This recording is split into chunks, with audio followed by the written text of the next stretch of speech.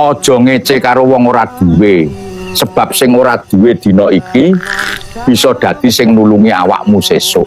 Akeh wong kaya sing atine garing lan wong kere sing atine emas. Rezeki kuwi ora tansah diwujudake saka dhuwit. Rezeki sejati kuwi ora saka gaji, nanging saka rasa legawa lan pangapunten sing ora iso dituku.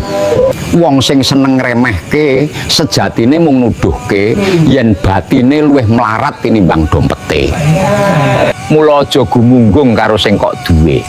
Sing duweni kuwasa sejati mung Gusti sing iso mbalekake tanpa kabar. Elinga le, wong ora duwe kuwi ora kanggo diremehke, nanging kanggo nguji sepira resike atimu saiki. Lengsa